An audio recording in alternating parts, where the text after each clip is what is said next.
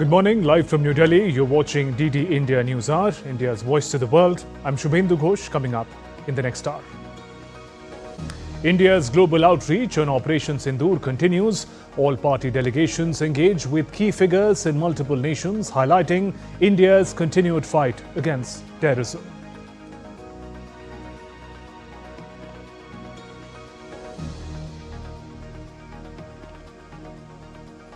On second day of Gujarat visit, Prime Minister Narendra Modi to participate in the celebrations of 20 years of Gujarat Urban Growth story will inaugurate slew of developmental projects. India's financial centre Mumbai reels under heavy rains as the city breaks 107-year rainfall record. Weather department warn of extremely heavy rains. A red alert issued for today. Israeli Prime Minister Netanyahu vows to bring back all Gaza hostages, living and dead, as new truce deal proposed. Dozens injured after car plows into pedestrians during Liverpool Football Club parade. Police arrest man, rule out terrorism.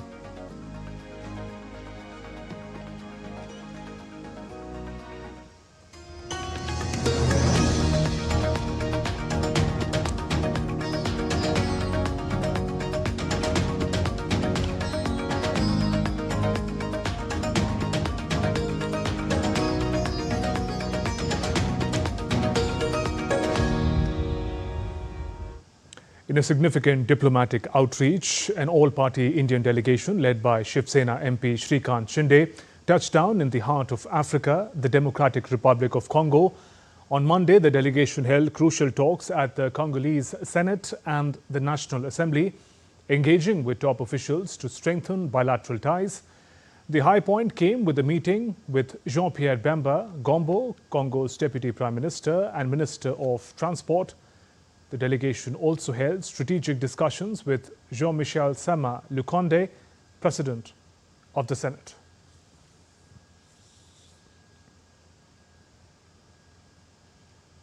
An all-party Indian delegation led by JDU MP Sanjay Kumar Jha arrived in Singapore after a high-stakes visit to South Korea.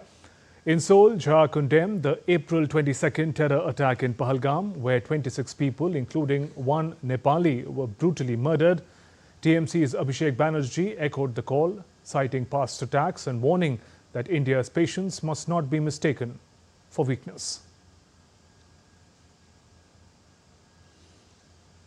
The all-party delegation led by NCP-SCP MP Supriya Sule wrapped up the visit to Qatar, the first stop in a four-nation tour following the Pahalgam terror attacks and Operation Sindoor.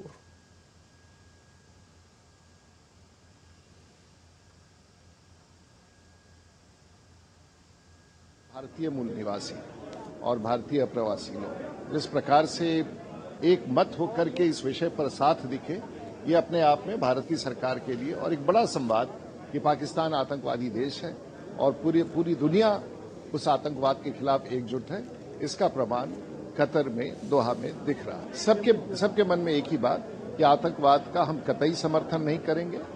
Bharat के साथ गलत हुआ है और इसका निश्चित रूप से पूरी दुनिया को आगाह करने की जरूरत है कि पाकिस्तान की नीयत और जिस प्रकार से पाकिस्तान आतंकवाद को पनाह दे रहा है, ये पूरी दुनिया के लिए खतरा उत्पन्न कर सकता है। The delegation of Indian parliamentarians held fruitful discussions with various stakeholders in Slovenia as well. DD India correspondent Dibyendu Mondol has filed this dispatch from Slovenia about the talks.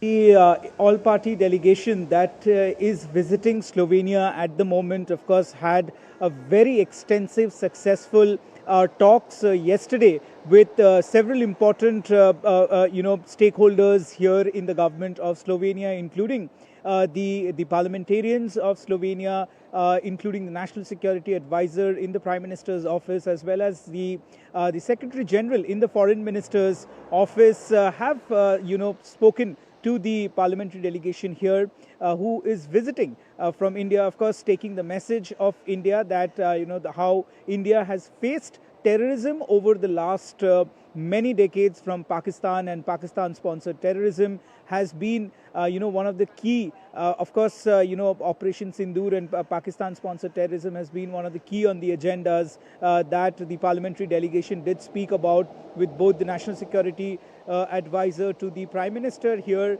in Slovenia, and also to the Secretary General in the Foreign Ministry office here in Slovenia. The talks have been extensively successful, and what we understand is that Slovenian officials and the government officials that this parliamentary delegation did speak to have extensively supported the government of India's stand on terrorism, and has unequivocally condemned the terror attack on the Indian soil. And of course they have said that they will be and in fact reassured that they stand by India, they stand against terrorism, they do stand against the terrorism. And of course the global terrorism is also something that has been spoken about in the meeting. The officials, the parliamentary delegation here did present with a dossier that has given details of the terror hideout camps that have been in Pakistan, and how the government in Pakistan, including the military establishment as well as the political establishment, has supported the terror networks on the soil of Pakistan. And that is extremely important to note for the international community, that this has been one of the key tactics of Pakistan to raise a proxy war, and this message from India has been clearly delivered to the Slovenian counterparts here. And both, what we understand of course is also the fact that the Slovenian government officials, bureaucrats, as well as think tanks that have interacted with the parliamentary delegation did express their support for India, and also did say that terrorism has become a cancer to the globe, and it is like a cancer that needs to be treated right at the root for making the society a better society to live in. And of course peace is something that is paramount for the global society and as well as for India. But as India has made it clear that terror and talks, terror and trade cannot go hand in hand. And of course the fact that blood and water cannot flow together, and this the Prime Minister has made it categorically clear that there will be no talks with Pakistan until and unless they take decisive steps to hand over terrorists that have been raising a proxy war on the soil of India. And of course this has been also conveyed to the Slovenian counterparts that the delegation, the all-party parliamentary delegation, did meet here. And of course this is going to go a long way in building a much more friendly, healthy relationship between Slovenia and India. And remember, Slovenia is also a permanent, in fact, I beg your pardon, a non-permanent member in the UNSC. So therefore, their support both in the EU as well as in the UN will go a long way to put out a message against Pakistan and its proxy terrorism, as well as the harboring of terrorism in Pakistan is concerned. And Dibyendo in his update also fills us in on what is the importance of the visit to Slovenia in particular, and the itinerary of the delegation led by DMK MP Kanimoy Karunanidhi. An important part, of course, is the fact that India's message is clear, that in Operation Sindoor we have made precision strikes on especially the terror hideouts and the terror training camps that had been on the soil of Pakistan. So therefore this visit is absolutely significant, because it raises the very point that how Pakistan as a state has been sponsoring terrorism, and we have been time and again stating that Pakistan has been sponsoring the state-sponsored terrorism that Pakistan has been carrying out against India, raging a proxy war. And this stand the international community, and not just this delegation, the delegation that is moving around in different parts of the world, have made it amply clear to all the nations that it is visiting, that these similar delegation is visiting, that Pakistan and their nefarious design of waging a proxy war against India is being exposed to the international community. And this and of course this will bring out a clear message. And as far as today's commitments for the parliamentary delegation is concerned, is of course they are going to this National Assembly once again to meet with the President of the National Council later this morning, and also of course they will be meeting with an important delegation in the noon, after which the delegation would be moving to Greece for further engagements from here on. And of course, the message once again from India is loud and clear as they reach out to multiple nations across the world that India is committed to weed out terrorism, and the world needs to stand united and support India against terror and terrorist activities. And of course, terrorism is just not a problem of India, but also the problem of the globe. Now, in continuance of India's sustained fight against terrorism, Member of Parliament Kanimozhi Karunanidhi spoke to DD India on the importance of the delegation's visit. The all-party delegation that had arrived in Slovenia yesterday have had fruitful meetings throughout the day. And I'm joined by the leader and DMK MP, Kanimozhi ma'am. Welcome to Doordarshan. And you have had a series of meetings with important government officials throughout the day, as well as in the National Assembly. Yes. What has been the outcome of those meetings so far? It's been very positive, and we have explained what has been happening about the terrorist attacks in India, just not Pahalgam, but before that, and what India has been facing, in spite of India trying to reach out and trying to resolve the conflict for decades. And I think we have made ourselves very clear, and the stand of India very clear, that we will not tolerate terrorism in any form, whether it is terrorist groups or state-sponsored terrorism. And we also look for the understanding of our important partners and countries like Slovenia, which play an important part in the United Nations Security Council. They have condemned the Pahalgam attack in no uncertain terms, and we go back with a very positive sense that they will stand by India in our fight against terrorism. And our Prime Minister and India has made it very clear that there is no more tolerance for terrorism shrouded under different names, and nothing will make us back down. Right. Also, Slovenia is a non-permanent member in the UNSC. It's part of the EU. Both are very important for India, and of course, making a point, something like terrorism. How do you think, the Slovenian government or the officials that you have met could play a role in the UNSC taking up India's voice against terrorism? Yeah, they are. This year, I think Slovenia will be playing a very important role in the United Nations Security Council. So, when the discussions come up, we want them to, they are also very concerned about these terrorist attacks. So we want accountability. India wants accountability, and I think they will stand with us, as they've already said very clearly that they will ensure that there is accountability. Right. Thank you so much, ma'am. And of course, the Slovenian government did talk to the delegation about how they are going to cooperate with India when it comes to terrorism, and how terrorism as a global evil should be stopped in all forms across the world. With camera person Shailendra Chauhan, this is Dibyendu Mondal from Slovenia for DD India. And DD India's Dibyendu Mondal also spoke exclusively to former Prime Minister of Slovenia, Lojze Peterle, who highlighted the significance of Indian delegation's visit to the country and also the strong ties between India and Slovenia.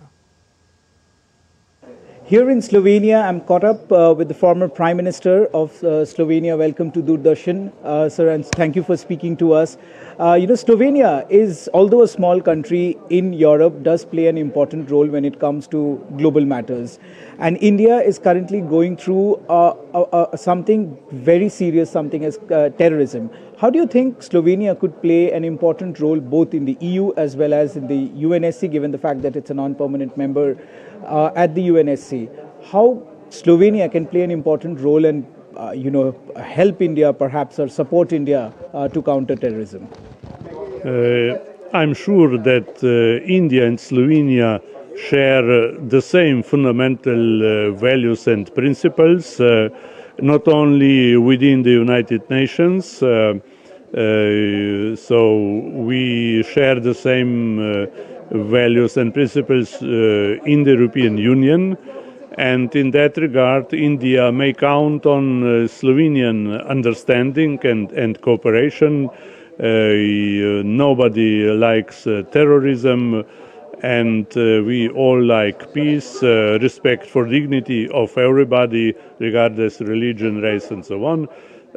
So it was important that the Indian delegation, parliamentary delegation, visited Slovenia, was very clear in its explanations, and this is important for understanding what is going on, also for the position of Slovenia in the Security Council. Well, and also, sir, India and Slovenia has been friends for a very long time. We have established diplomatic relations long back. What are the areas of cooperation or further in terms of trade, in terms of economy, both the countries can go forward from here on? I think the potential is big, and we have to discover where we could do the best. Much bigger India with Slovenia. Slovenia does many big things, I would say, and I intentionally mentioned an area where we can undertake something. We celebrated a few days ago World Bee Day. This was Slovenian idea endorsed by United Nations General Assembly.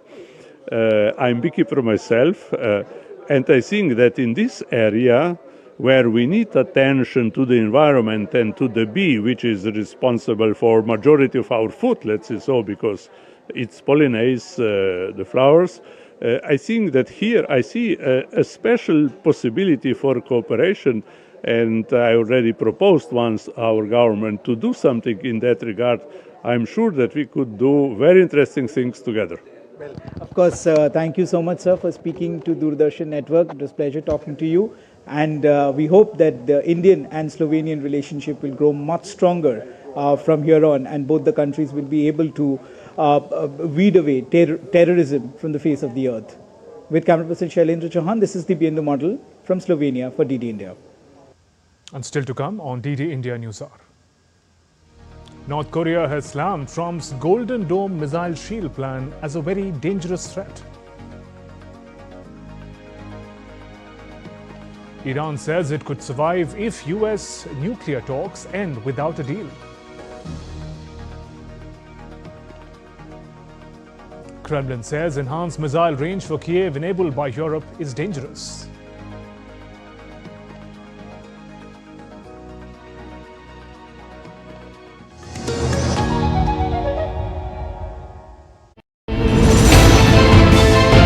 Geopolitics and trade deals. Economic challenges amid development. Hard work and the path to prosperity. It's the economy always. Between walkers, money is what money does and says.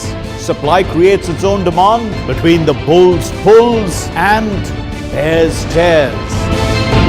When supply chains globalization and India rises to the podium. We'll get you centered with the economic brief at 8 p.m. every Thursday on DD India.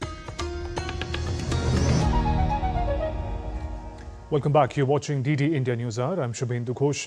Israeli Prime Minister Benjamin Netanyahu on Monday vowed to bring back all hostages held in Gaza, living and dead, as new truce deal proposed.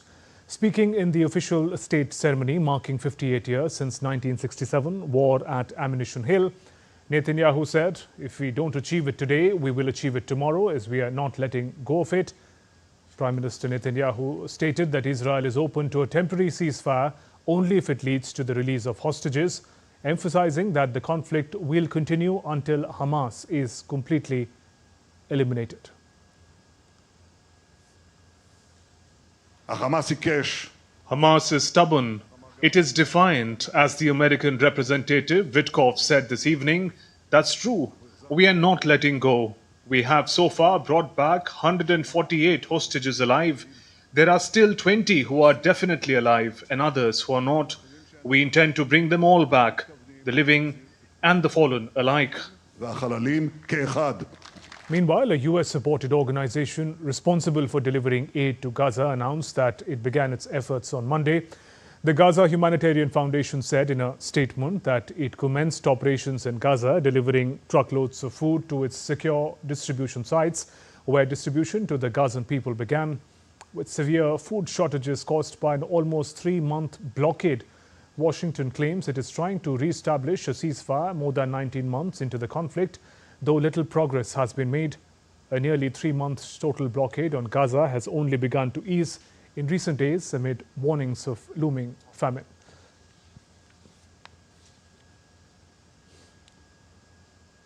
And DD India correspondent Akshay Dongre joins us with more on this. Akshay, mixed signals coming from West Asia, potential ceasefire versus more extensive operation by Israel. What are you learning? Well, Shubhendu, yes, there are signs that there may be, or rather there have been signs that there may be a ceasefire, but what now we can definitely see, especially the kind of attacks, anti-Semitic attacks that have recently taken place even in the US against the Israeli diplomats, that Israel now seems to be, it seems that they have made it a resolve to in fact, enter into Gaza and take over Gaza. As far as about 75% of the territory is concerned, and this is being also said by the Israeli military that they plan to now overtake 75% of the Gaza, and what they claim is an effort to remove Hamas from the region, and then push the entire population of Palestine, of Gaza rather, to 1/4% of 1/4 region of Gaza as we know it today, of Gaza Strip. So clearly, the Israeli military is in no mood, it seems, now to have hold a ceasefire with them. We have seen that domestically there has been pressure pressure on Benjamin Netanyahu to bring back all the hostages, and that has not that has not transpired as he hoped, that there would be talks and the Hamas will hand over the hostages quickly. That has not happened, and it seems that it is going to be the hard way only now, because things have gone to they have seen newest of lows as far as the tensions between Hamas and Israeli authorities are concerned. And also UN had warned of a dire humanitarian crisis in Gaza. What is the latest on aid delivery? Well, we are learning that new US-backed aid delivery systems have started. However, the medical supplies are gone. So, the children are at dire risk of contracting diseases and not recovering from them without, all of these medicines. Food supplies are less, there are a lot of humanitarian crises evolving, be it sanitation, water, food, other kind of things that have now destabilized a lot as far as the Gaza Strip is concerned, due to the operations that are ongoing by the Israeli military. But yes, some aid is starting to trickle in. However, it's not enough. The situation remains quite bad. The medical supplies, especially for kids, are not there. The elderly and the sick are not in a good state, especially because there are no healthcare facilities available at a large scale. So the situation remains very, very complicated, very, very dire for especially the Palestinian people. Akshay, thank you for those updates.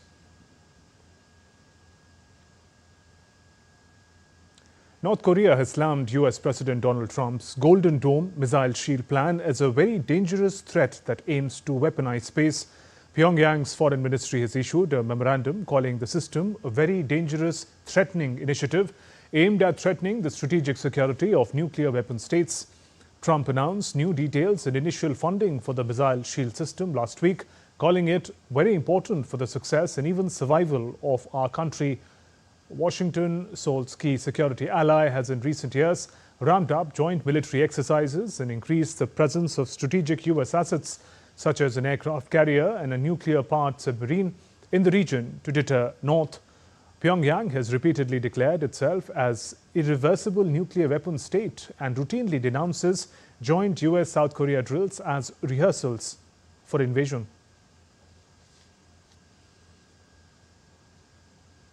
Iranian President Masoud Pezeshkian declared that Iran would be able to survive if negotiations with the US over its nuclear program fails to secure a deal. Despite US President Donald Trump calling the latest round very good, tensions remain high.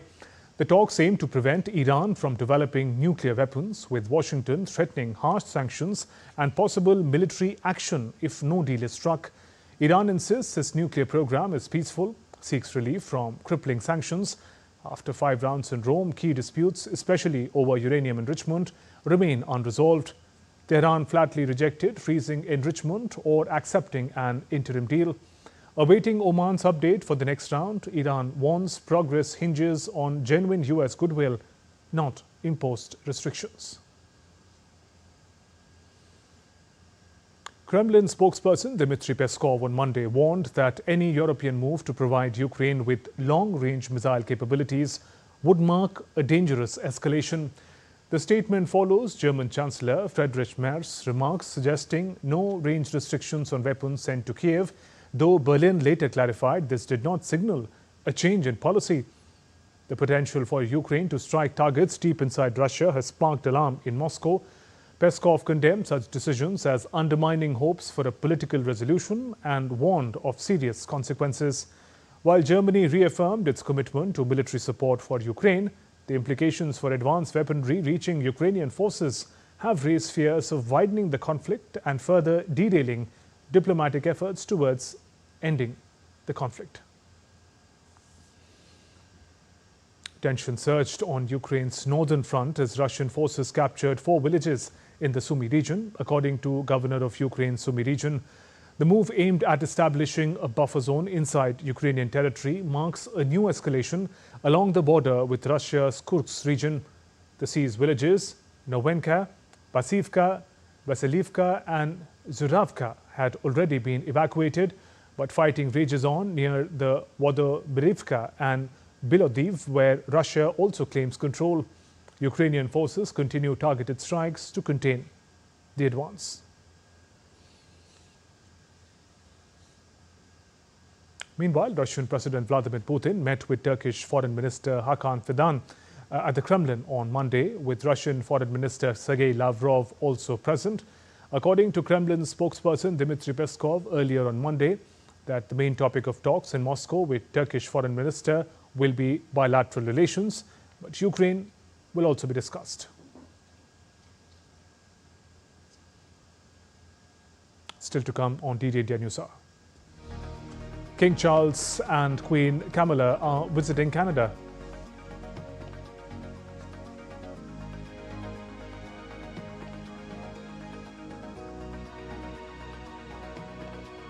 Ecuador's oil refinery fire is under control.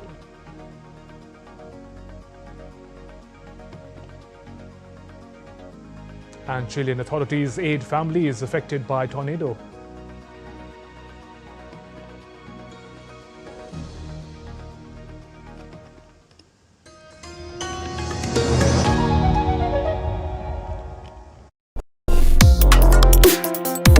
Complex issues, hidden agendas, twists and turns, strategic games. We think all dots are linked. We just need to connect them.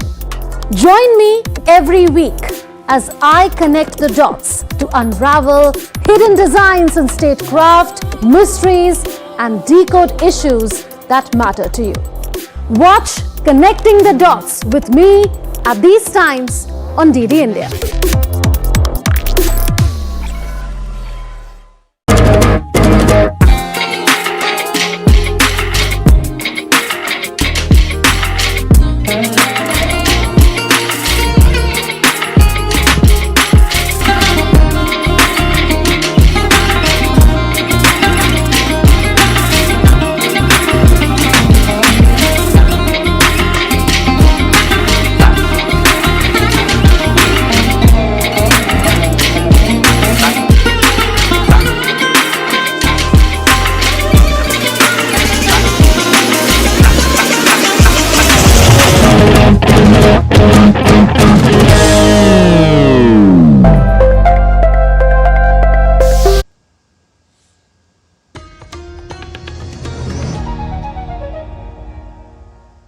You're watching DD India News Hour. I'm Shubhendu Ghosh. Our top stories.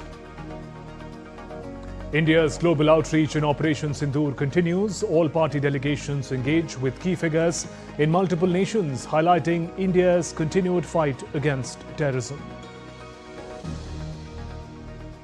On second day of Gujarat visit, Prime Minister Narendra Modi to participate in celebrations of 20 years of Gujarat Urban Growth story will inaugurate slew of developmental projects.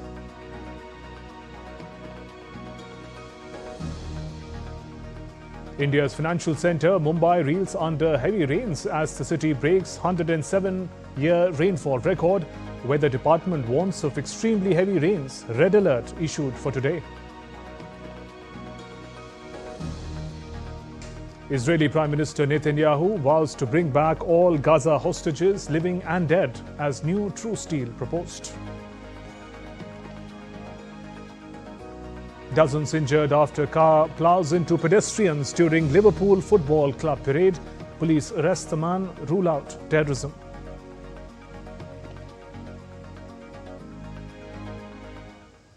A car crashed into a crowd of Liverpool fans celebrating the team's Premier League title win, injuring at least 27 people.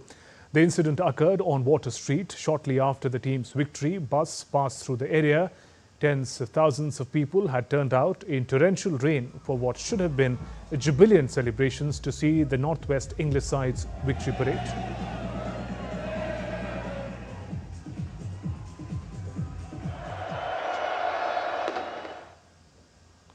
Some 27 football fans were hospitalized, including 2 who were seriously injured after a dark-colored vehicle swerved through the huge crowds, hitting people in its path minutes after the players' open-topped bus passed by. 4 children were among those hurt, including 1 seriously. Merseyside police has arrested a 53-year-old local man in connection with the incident, whom they believe to be the driver of the vehicle, which struck a large group of supporters who were celebrating in the city in northwest England. I know that people will understandably be concerned by what has happened tonight. What I can tell you is that we believe this to be an isolated incident, and we are not currently looking for anyone else in relation to it. The incident is not being treated as terrorism. The police confirmed that the incident is not being treated as terrorism. The car stopped at the scene and a 53-year-old white British man from the Liverpool area was arrested. We believe him to be the driver of the vehicle. Extensive inquiries are ongoing to establish the circumstances leading up to the collision, and it is vital that people do not speculate or spread misinformation on social media. And British Prime Minister Keir Starmer condemned the incident in Liverpool, where a car crashed into a crowd celebrating the city's Premier League title win, calling the scenes appalling.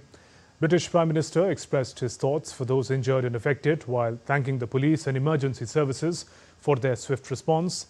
Liverpool FC, Everton FC and Liverpool's Metro Mayor Steve Rotheram expressed their support and condolences following a car incident during Premier League title celebration parade.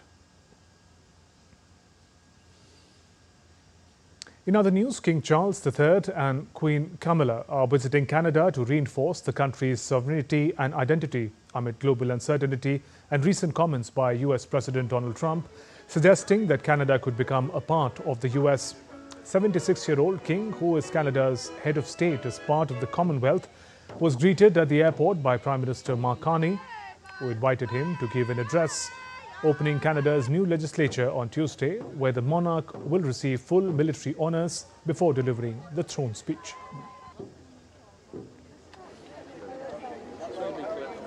How are you?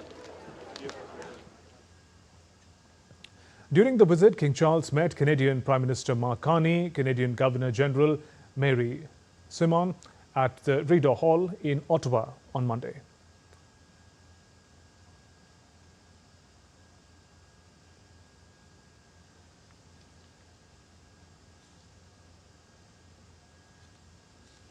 And earlier, the royals also visited a farmers' market where they were cheered by thousands of Canadians. The king also dropped the puck for street hockey game. This is King Charles' first visit to Canada since his coronation.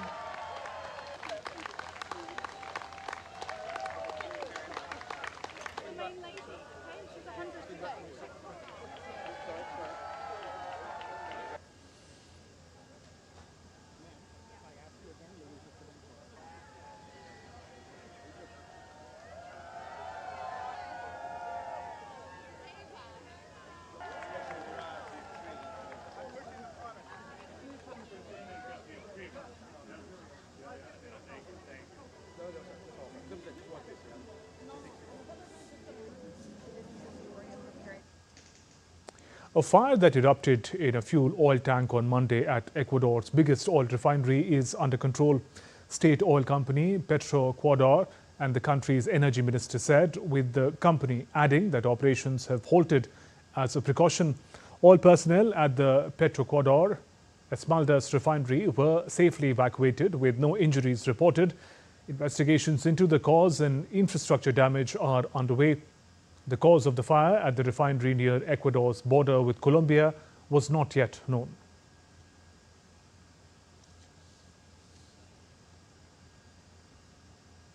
And back home, on Monday, Prime Minister Narendra Modi unveiled mega development projects worth multi-billion dollars, boosting connectivity and energizing the public with massive roadshows. From Dahod to Bhuj and Ahmedabad, it's a showcase of progress, power and public support.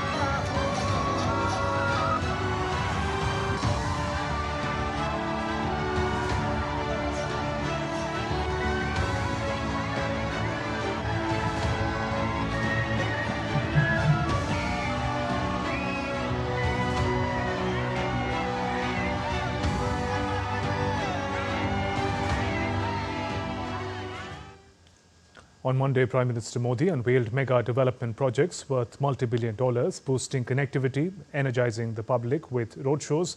From Dahod to Bhuj to Ahmedabad, the significant development projects were unveiled. In a major boost to infrastructure and connectivity, Prime Minister Narendra Modi inaugurated Indian Railways' cutting-edge locomotive manufacturing plant in Dahod, located in India's western border state, Gujarat.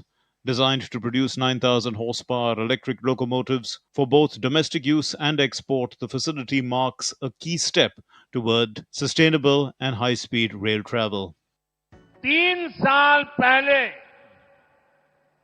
मैं इसका शिलान्यास करने आया था। आज 3 साल के बाद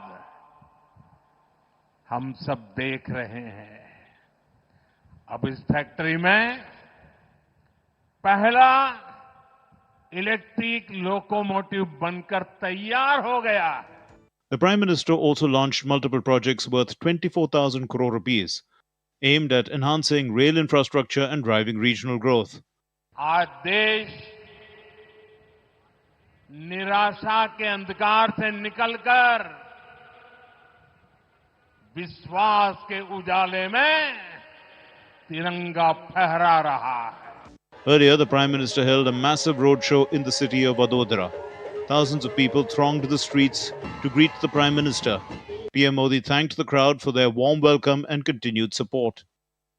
Continuing his development push, PM Modi reached Bhuj, where he inaugurated projects worth over 53,400 crore rupees, spanning multiple sectors including renewable energy, cargo handling and infrastructure, including the Bhuj-Nakhtrana 4-lane road. Emphasizing Kutch's transformation post-2001, he contrasted its progress with instability across the border. 2001 में मैंने तय कर लिया कि मैं समय उसमें बर्बाद नहीं करूंगा। मैं कभी भी उस चीज के जिक्र ही नहीं करता था, मैं सिर्फ कच्छ की ताकत की बात करता था। बुला दिया था मैंने, और कच्छ के लोगों ने पूरे सामर्थ्य के साथ पाकिस्तान को भी ईर्ष्या हो जाए वैसा कच्छ बना दिया दोस्तों। A rousing road show in Bhuj followed, with huge public participation. Wrapping up his day one of Gujarat, the Prime Minister held a grand road show in Ahmedabad, once again greeted by throngs of enthusiastic supporters. Bureau Report, DD India. And on second day of his Gujarat visit, Prime Minister Modi will participate in celebrations of 20 years of Gujarat Urban Growth story. Urban Development Year in Gujarat was a flagship initiative launched when Prime Minister Modi was the Chief Minister of the state.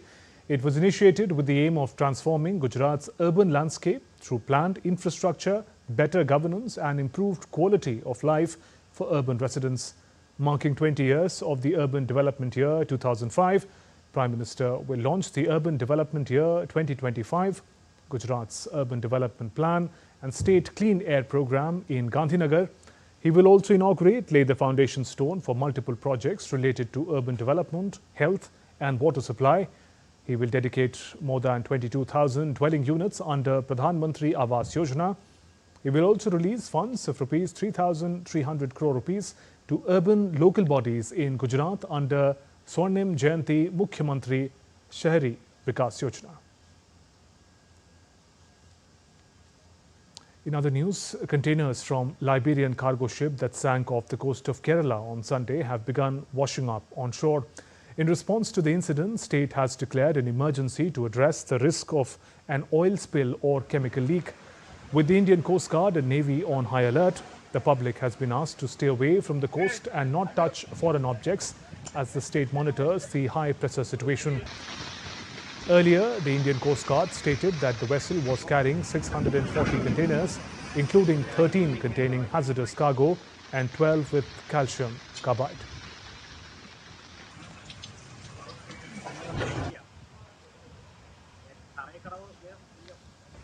Some weather news now. Heavy rain slashed Maharashtra's capital Mumbai on Monday. The city recorded its highest rainfall in 107 years on the first day of monsoon. As per the Indian Met Department, monsoon has arrived in the city 16 days earlier than usual. IMD upgraded Mumbai's weather alert from orange to red on Tuesday, warning of extremely heavy rains in parts of Mumbai, Thane and Raigad. The city has recorded its earliest monsoon in 75 years. Along with a warning in Mumbai, the IMD has also issued alerts for southern states of Karnataka, Kerala and parts of Tamil Nadu. Heavy rainfall on Sunday night and early Monday has also led to severe waterlogging in parts of Mumbai disrupting traffic in flight and rail operations.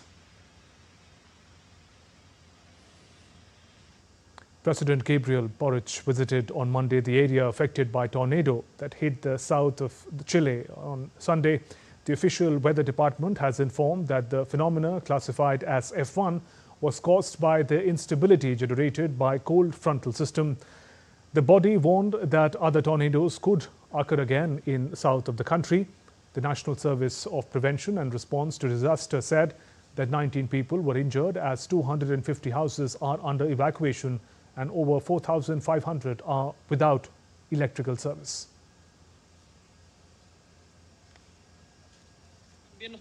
Chile has a surprise for us, an unprecedented tornado that has been classified as degree 1 that affected Puerto Varas. The moment it happened, around 3:30 in the afternoon, all of the state's resources were immediately deployed to support those affected. It's important to see on the ground the effects of catastrophes like this one and be able to be with the people, listening firsthand to what happened and what they need. Chilean authorities have also announced plans to deploy security forces and humanitarian aid in Puerto Varas, a city in southern Chile. The tornado was a swift and powerful gust of wind that broke windows, doors, blew off roofs. Debris, including tree branches and tin sheets used as roofing, littered the streets and hung from utility posts.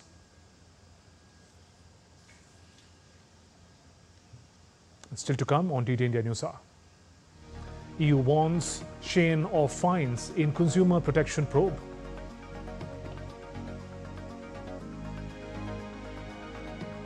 Argentina unveils first sale of peso-denominated debt in nearly a decade. In sports, Tejaswini clinches gold in women's 25-meter pistol. India tops the medal tally at Junior World Championship.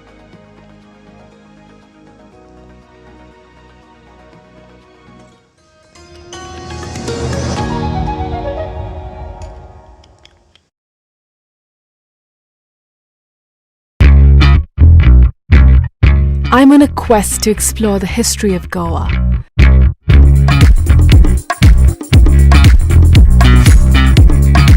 A land steeped in diverse and intersecting cultures and traditions.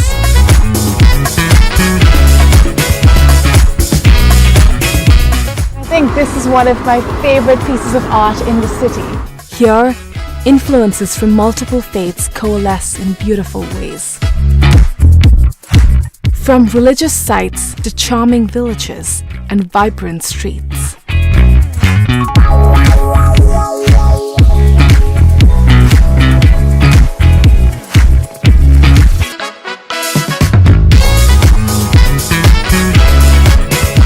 Watch Postcards from Goa on National Geographic.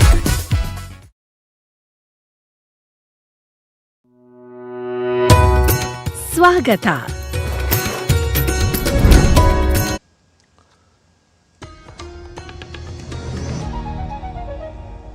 Welcome back. You're watching DD India News Hour. I'm Shubhendu Ghosh. Some business and economy news. Argentina unveiled the first sale of peso-denominated debt in nearly a decade in a high-stakes test of international investor confidence under budget-slashing President Javier Milei. The auction on Wednesday will be for a maximum of $1 billion, the government said. A South American country seeks to boost foreign reserves to meet International Monetary Fund loan requirements. Last month, Argentina received an initial $12 billion from a new $20 billion loan agreed by the International Monetary Fund. The injection from the IMF and others is crucial for replenishing Argentina's meager foreign reserves, reviving growth and tackling inflation. The European Union has issued a stern warning to fast fashion giant Shein, demanding compliance with consumer protection laws or face severe penalties. Known for its low-cost, high-speed deliveries, Shein has come under scrutiny for selling unsafe products, a concern first flagged in February alongside rival Temu. On Monday, EU's Consumer Protection Cooperation (CPC) network formally notified Shein of multiple legal violations. The company now has 1 month to respond and propose corrective actions. Failure to comply could trigger enforcement, including hefty fines based on EU revenue. Additionally, Shein may soon fall under the EU's strict Digital Services Act, In a further blow to Shein, the EU has proposed a €2 handling fee per package for low-value e-commerce shipments. You're watching DD India News Hour. Time now for all the action from the world of sports. India's Tejaswini bagged gold medal in the women's 25-meter pistol event on the final day of International Shooting Sport Federation Junior World Cup in Seoul. The victory to help India clinch the top spot in the medal standing ahead of the fellow powerhouses like China. Indian team have bagged 3 gold medals and 11 overall medals in the Junior World Cup. India have now topped 4 of the last 5 ISSF junior competitions, including the previous combined World Cup in 2023.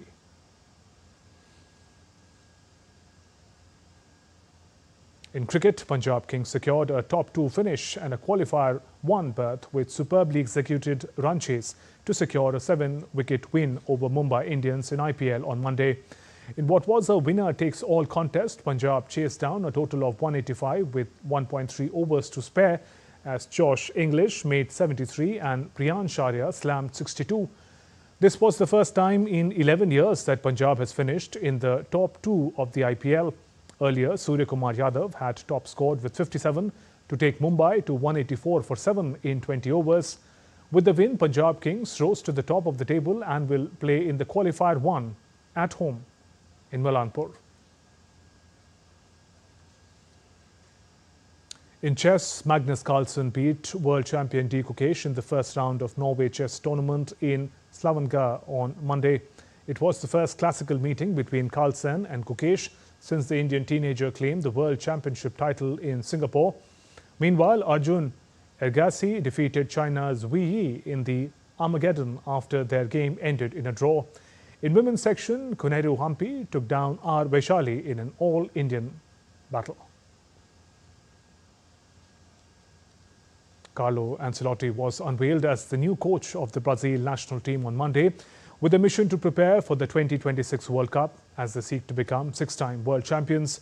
The former Real Madrid coach will make his debut in the World Cup qualifiers against Ecuador and Paraguay in June, has already selected his first squad for those matches.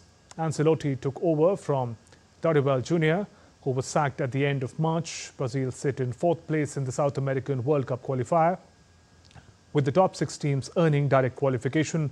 The team's struggles began over 2 years ago when they were knocked out of the 2022 World Cup by Croatia on penalties in the quarterfinals. They have since lost 5 of their last 14 games, conceding 16 goals. That's all for this edition of DD India News Hour. Let us know your thoughts on the news of the day. For those on the go, you can have all the latest news and updates from India and across the world on DD India mobile app. This app is available on both Android and iOS platforms. Scan this QR code on your screen to download now. And we'll be back with more news as it breaks here on DD India. I'm Shubhendu Ghosh from all of us here in Delhi. Thanks for watching DD India News Hour. Namaskar.